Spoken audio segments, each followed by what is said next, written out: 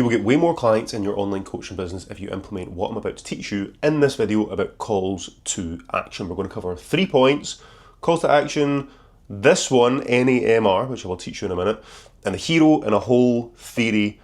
We'll go over that as well, okay? So, again, I'm doing this in one take. I will keep it under 10 minutes, ideally. If you've got any questions, stick them in the comment section and we will go over them. So the first one, right? CTAF is your call to action frequency. Every single coach that I do consultancy work with doesn't do these anywhere near enough, right? People will do 2 call to actions per week on their Instagram stories and they will feel salesy, right? I would be doing a call to action if you're trying to get more clients in, right? I do a lot less of these now. If I'm trying to get more clients in, I would do a call to action on every single post, right? Every single post I would do a call to action. I would send out multiple emails per week to my email list with call to actions in there. And you can have multiple different types of call to actions. If you're having a direct call to action, book a call here, message me the word X if you want to do this. We will go over this, right? But your frequency for call to actions, I would say 3 times minimum per week on social media, right? And that would be on stories, right? Every single post that you put up if you're trying to get more clients. So this is stories. In terms of posts, static image post, I would do each post. And again, email, if you're not emailing, you need to be emailing, right? So get an email list. I've got another video on that as well. So email,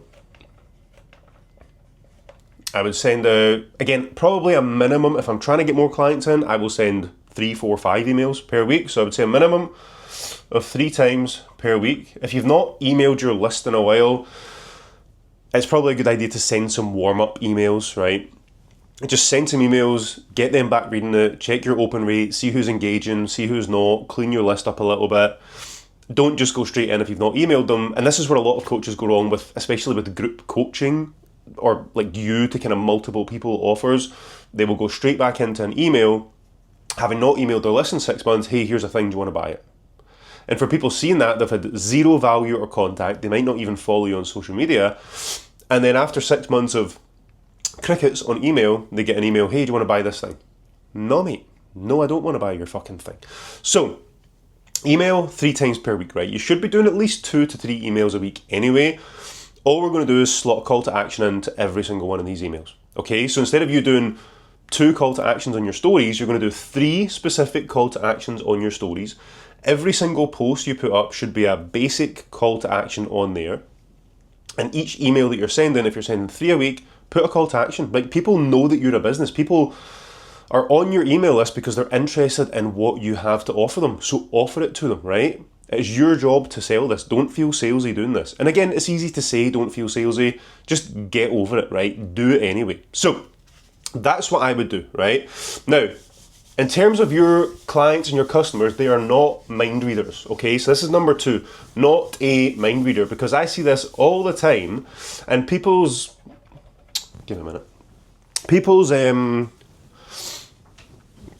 call to actions are just so vague, like so vague that it's almost like it would genuinely almost take someone who is a mind reader to work out what to actually do with it, right? And this is something that we work through, is making your call to actions as specific and direct as you possibly can do, okay? So, not a mind reader. Never do a call to action that is like, so for example, if you're on the fence,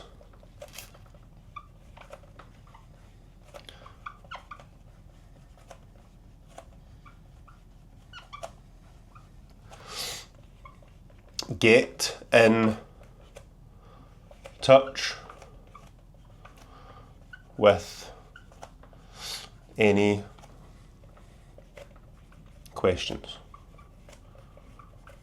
Now this is a super vague call to action, right? So if you're on the fence, I don't know what that means. Some people might not know what that means. If I'm on the fence about what, I don't know what this means. We understand what it means because we understand our product. If you're on the fence, get in touch with any questions. Right? There's so many things that are going to be going through their mind. Am I on the fence? How do I know if I'm on the fence? How do I feel? Is that me being on the fence, the way I feel about this person's product? Get in touch. Why do I need to get in touch with you? You're the one trying to sell me stuff. You can get in touch with me, even though you think you have been in touch with them, you have not, in terms of a direct call to action, right? So, with any questions, what questions? What questions do I ask? How do I start the conversation? There is zero guidance or structure around any of this, right? So NAMR, always remember that.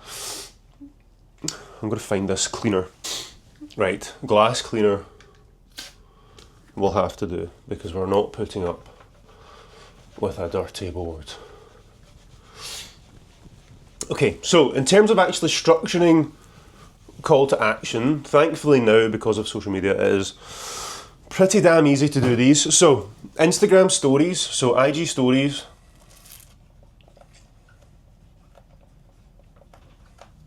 again, you could do story 1, so let's say story 1, story 2, story 3, right? And this is just a very basic example. You can make these better, you can make them slightly more complex. Now this could be pain points, right? And this again relates to the hero in a whole. So this could be pain points. Again, you've then got story 2, which is your DO, the dream outcome of your client, right? So this is where they're at, where they want to be. And this is your, again, like poll, right? So I would do it as a poll. Very, very basic poll, okay? And I would structure these as, you can see this, right? So again, if you want to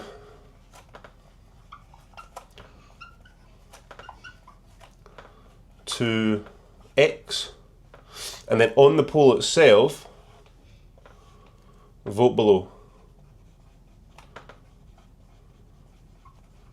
right? And then have like a yes, no, right? Put a no in as well, because a lot of times people, especially your mates who don't support your business, I don't think any mates do support business. In terms of this, that's not a dig at anyone, by the way. I do have a lot of mates who support me in my business. So vote below, yes or no, right? But people who are just being dicks will typically vote no. But it also goes for engagement on Instagram, so it'll push it a little bit further. So in terms of your stories, this is what I would do, right? Now we can do this in other ways. So we can have story 1, story 2, story 3, and we could have SP, so that could be social proof. So that could be anything basically proving that you can do what you say you can do. Another piece of social proof, and then again, poll, like this one, right? That's probably the easiest way to do call to actions on your stories, okay? Now, in terms of actually doing them, on your grid, right? Again, we're going to keep it super, super simple. Don't overthink how to do these. Just do them and you will get like, so the difference between that one, right, and then the one that we showed you before, where it's like, oh, if you're on the fence about X, drop me a message with any questions, right? A lot of people won't take action on that because they don't know how, right? It's your job to make it as easy as possible. So all they have to do on their phone is tap on the poll, right? You're then going to be in contact with them. It makes it so much easier. So static grid posts, or again, you could even do it on a video. So like for me right now, I can say, oh, by the way, if you want to download my scale to your 100k fitness business blueprint, I've put the link to it in the description, right? My call booking link is in the description. If you want to book in directly with myself for a call and learn how I can help you grow and develop your online coaching business, book in for a call, right? So you know exactly what you need to do now, okay? And not everyone's going to do this. People will see your stories. You might get 1 or 2 people vote on it. You might get 1 or 2 people vote in for or book in for calls, okay? So in terms of a static image, or carousel, right? This could literally be anything, right? So basically any social media post, right? Get clear on what to do, right? So not like before, if you're on the fence, message me with any questions, right? What I would say specifically is, again, going through the pain points if you're struggling with. So write your post out, right? Write your copy out on the post. Again, go through like the SLO format. So that's story, lesson, offer, right? So this is your story, your lesson. If you can remember SLO for any post that you're doing, you'll get more clients coming in off the back of these posts, right? So this is your story, right? So that's the story about your client, the lessons that they've learned, right? The improvements that they've made, the things that have happened, okay? And again, this goes back to the hero in a hole. So your little hero is fucking in here, in this hole at the moment. This is where they want to get to, and this is your service, right? Which basically allows them to get there. So we'll cover that in full in a minute. But story lesson offer, right? The story about the person that you've helped with your coaching business, the lessons, again, along the way, reaching out to work with yourself. You've then simplified X, Y, and Z for them. They've then been held accountable. They've felt much better with it. It's removed any guesswork from them. They've started making progress week on week with it, right? Offer. Now, this is where a lot of people go wrong because they do make offers, but again, it's like this here, right? It's the super basic. If you're on the fence, drop me a message with any questions. No, do message me X.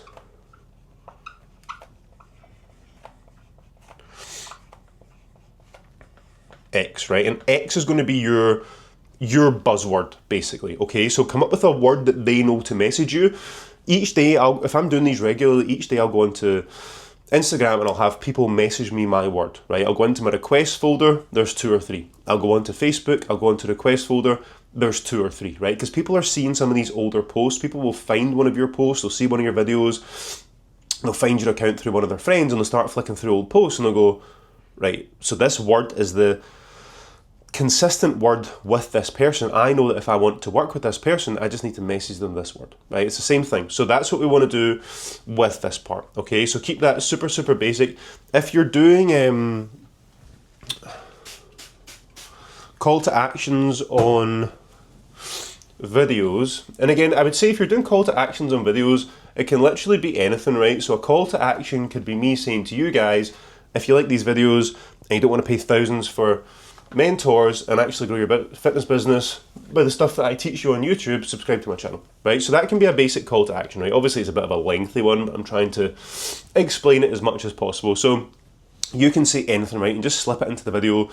Keep it as casual and natural as possible. Oh, by the way, if you want to do X, think about hitting that follow button, right? Don't say it like a dick. That's the way most people say it. I would just say, give me a follow, right? Super, super casual. That's what I would go over. So on videos, keep it casual, right?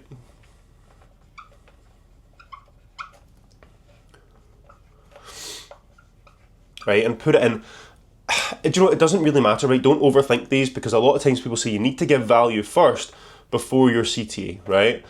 I don't really know if that's true or not, right? I don't really know if I don't know who comes up with these things.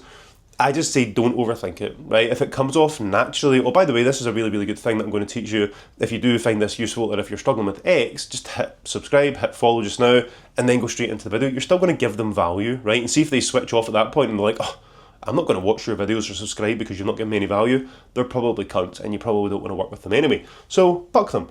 So videos, casual, keep it casual, right? If you want to do X, this is also very good for like non-direct purchase CTAs. So if you have like a warm-up sequence, if you have again, like a lead magnet, something like that, you can say, oh, by the way, if you want to grab my guide on X, Y, and Z, just message the word below, comment, and or drop me a message with the word X, right? So they're then not quite ready to buy from you, but they're moving a step further along the line, right? And even in this book, so this is, what's the guy's name? David Miller, Building a Story Brand. Again, this also goes into this thing, right? So he describes business and customers as dating, right? So I'm going off on a tangent here, but fuck it, because you'll learn this. You're going to learn today. So, in this book, right,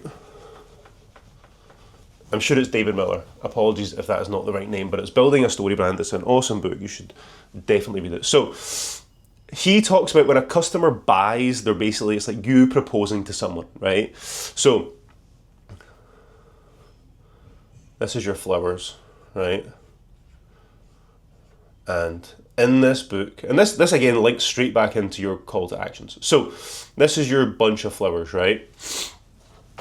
You should be standing there holding these flowers at all times, ready for your customers to buy. Be like, hey mate, do you want to marry me? Hey mate, do you want to marry me? Hey mate, do you want to marry me? Hey mate, do you want to marry me? No, not yet, but I'll go. I think he describes it in his book as going for a coffee date or something like that, right? So your one-to-one service, or your top tier service, right? So one-to-one is marriage, right? One-to-one's marriage. All other stuff, free stuff. It doesn't even need to be free. You can do paid workshops and all that, right? Everyone's doing these things now, paid to teach workshops and all this shit, right?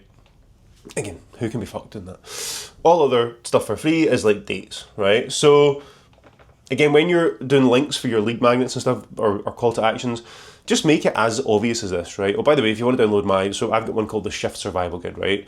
A lot of people I get, again, and this is from one of Alex Hormozi's books, but again, it's in basically every book. It's actually in this book as well, right? Everyone has spoken about this. It's not some new thing. I think people in this industry, especially people who are newer to it, think, oh, this is a really good idea from this book. And then it's like, I'm going to make this my idea. And it's like, mate, everyone has done that for fucking years. Just get over yourself, you absolute cockwomble. Cockwomble? Is that a word? Anyway. So, your one-to-one service is marriage, right? All the other stuff is basically dates, right? So you're saying, oh, by the way, I don't want to marry you, but I want to go for a coffee date, right? That's your free lead magnet, right? So they then do that, they go into your email list, and you're then sending out CTAs in your email list constantly, so you are constantly standing there with your flowers, ready for them to marry you, okay? And that's the way that we want to do these. You want to be constantly offering your service to these people, okay? So, on email as well, email is probably the best tool from this. And you might not get, I mean, I have had people book in straight for calls from email for a coaching service. Unless it's a group coaching thing or a low cost thing, I probably wouldn't have like a buy now button, right? So if you had a big button, now you've seen videos that I've made on this before, big fucking button, right? Big fucking button in the middle of your email, right? But I wouldn't have it as a buy now. You could do it if it's a group coaching thing. Well, by the way, here's the group coaching, spaces are live, fucking buy now, right? Simplify the page, little bit of text, buy now, little bit of text, buy now, right? They are in no doubt about what they need to do, okay? So a little bit of text, buy now, a little bit of text, buy now. The way that I would probably do it for coaching, especially if you're doing proper one-to-one coaching, right?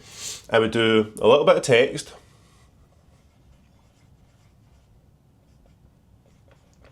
book, call, right? Big, huge button, book a call. Little bit of text, big, huge button, book call. Little bit of text, you could do a lead magnet, right? And have fun with these. You can do these in any way that you want to do them. So they've read through your email, they've not booked a call, but then they might download your lead magnet, and you can then filter them, tag onto warm leads, right? So you could tag them into a warm leads list, and then you can do more of this stuff, right? So once they're a warm lead, they've downloaded something recently, because you'll have people on your email list that just read your emails and never fucking do anything. But if you can start to filter these people on your email list, and you go, right, so Greg Hamill, he's opened my last 10 emails, he's read this, he's not bought it, but he did subscribe to the new lead magnet. He's interested in what we do, so we'll filter him to this one, right? And you can have a whole new email sequence set up with that. Now, we're going to go on to the hero in a whole story. I could turn this into one of those, what are those fucking videos called? With the ASMR in it, and they just stand like this. They're so weird. Anyway, right, I'll stop talking shit.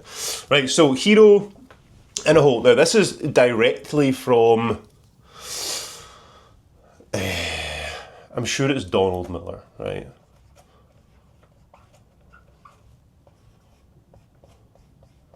I'm not sure in the exact spelling, right, but it's building a story brand, right? Again, this is definitely worthwhile reading. It's basically all the same as a lot of other business books. It just basically goes over like the storytelling model in terms of how to tell stories and stuff like that, right? Before everyone else has read it and turned it into their own version. This is like the OG book on this, right? Your hero in a whole. And this is this. So the whole kind of philosophy of this book is that people typically don't take action, right? So if you're watching a movie, right, the hero of the movie doesn't just wake up and go, fuck it, I'm going to go and conquer the world. I think one of the ones that they use in this is the Liam Neeson. What the fuck is that movie called? Why would I use that reference if I can't remember the movie? The Liam Neeson movie where his daughter gets kidnapped and he then basically goes and just fucks everyone up. So this is the hero in a whole, right? So in that moment, and I'll use this, I don't know how to spell his fucking name. Liam Neeson? Potentially, maybe an A, question mark. Right, so he is this guy. So this is Liam Neeson, right? And his dream outcome here is to save... Is it his daughter? Or is it a girl? We'll put girl. Save girl. Kill bad guys. Right, this is like your most typical hero journey, right? He's just fucking sitting there chilling. Something comes into his life and he goes, fuck. That's his call to action, right? The phone call he gets. And he says, I don't know who you are, but I'm going to find you. I'm going to fuck your shit up, mate. So this is Liam Neeson. He's our hero in a hole and he wants to get here, right? So his dream outcome is chilling with the girl, with his daughter, whoever it is. All the bad guys are dead. He doesn't need to fucking worry about it anymore, okay? With your coaching business, this is what we need to get into people's minds, okay? You need to position your business, your business, as the solution that's going to help them get out of that hole, okay? So again, for fitness stuff, it's dead easy. You need to just position yourself. And this is why I say to coaches, what is the point in you doing a video of you doing leg extensions? No one's in a hole about leg extensions. See, if you just opened up more and actually spoke about the, again, ideal client pain points and spoke about it, you'll get way more people buying into that, okay? So your hero in a hole, hopefully that kind of made sense with that, right? But it's your ideal client, right? They're in a hole and they want to get to here, right? So we'll call this the dream outcome. And this is